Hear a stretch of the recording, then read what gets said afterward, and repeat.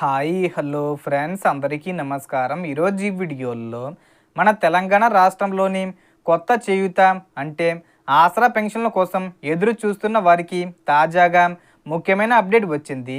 So దానికి సంబంధించిన పూర్తి ఇన్ఫర్మేషన్ ఈ వీడియోలో తెలుసుకుందాం. వీడియోని ఎక్కడ కూడా స్కిప్ చేయకండి ఫ్రెండ్స్, అండ్ వర్డ్ చూడండి. వీడియో స్టార్ట్ చేసే ముందు మీకు ఒక small request friends, TG government నుంచి పెన్షన్దారులకు సంబంధించి మరియు ఇతర పథకాలకు సంబంధించి ఏ చిన్న అప్డేట్ వచ్చినా మీరు మిస్ కాకుండా ఉండాలంటే వెంటనే మన ఛానల్ని సబ్స్క్రైబ్ చేసుకోండి. అండ్ సబ్స్క్రైబ్ చేసుకున్న వాళ్ళందరూ కూడా సబ్స్క్రైబ్ బటన్ పక్కనున్న గంట సింబల్లో ఆల్ అని పెట్టుకోవడం మర్చిపోకండి ఫ్రెండ్స్. ఇలా పెట్టుకోవడం వల్ల నేను పెట్టే ప్రతి ఒక్క వీడియో మీరు నోటిఫికేషన్ రూపంలో పొందగలరు. అండ్ వీడియో మీద నచ్చితే లైక్ చేయండి ఫ్రెండ్స్. సో ఏమాత్రం లేట్ చేయకుండా వీడియోకి వెళ్ళిపోద్దాం. సో రాష్ట్ర ప్రభుత్వం జూన్ నెల నుంచి కొత్త పెన్షన్ల పంపిణీకి సిద్ధమవుతున్నట్లు సమాచారం అందుతుంది. ఇప్పటికే ప్రజావాణి, ఎంపీడీఓ కార్యాలయాలు, మున్సిపల్ కార్యాలయాల ద్వారా భారీ సంఖ్యలో దరఖాస్తులు స్వీకరిస్తున్నారు. దాదాపు 10 నుంచి 12 లక్షల మంది వరకు దరఖాస్తులు చేసుకున్నారని అంచనా వేస్తుండగా మొదటి విడతలో సుమారు 2 లక్షల కొత్త పెన్షన్లను మంజూరీ చేసే అవకాశం ఉందని తెలుస్తుంది. ఈ పెన్షన్లలో వృద్ధాప్య పెన్షను, వితంతు మహిళల పెన్షను, ఒంటరి మహిళల పెన్షన్లు, దివ్యాంగుల పెన్షన్లు, బీడీ కార్మికులు, హెచ్ఐవి బాధితులు, డయాలసిస్ రోగులు వంటి అర్హులైన వారికి ప్రాధాన్యత ఇవ్వనున్నట్లు సమాచారం. గత కొన్ని సంవత్సరాలుగా కొత్త పెన్షన్లు రాక చాలామంది ఇబ్బందులు పడుతున్న నేపథ్యంలో ప్రభుత్వం ఈ ప్రక్రియను వేగవంతం చేస్తున్నట్లు తెలుస్తుంది.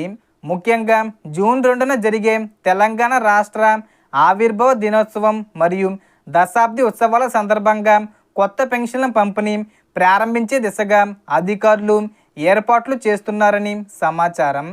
ఇప్పటికే పలు జిల్లాల్లో డెత్ వెరిఫికేషను మరియు ఫీల్డ్ వెరిఫికేషన్ ప్రక్రియలు కూడా నిర్వహిస్తున్నారు.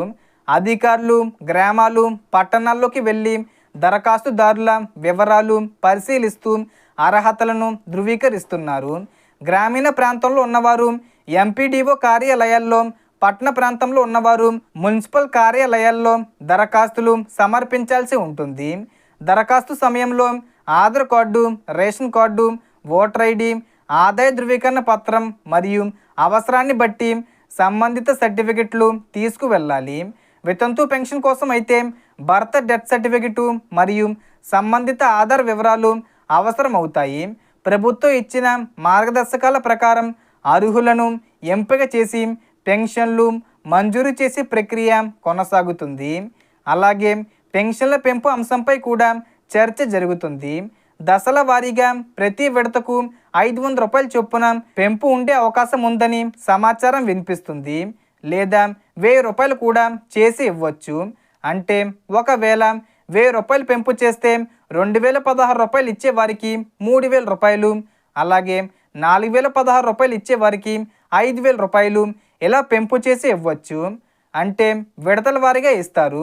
కానీ ఎంత అనేది ఇంకా అధికారిక ప్రకటనలు వచ్చిన తర్వాతే పూర్తి స్పష్టత వస్తుంది.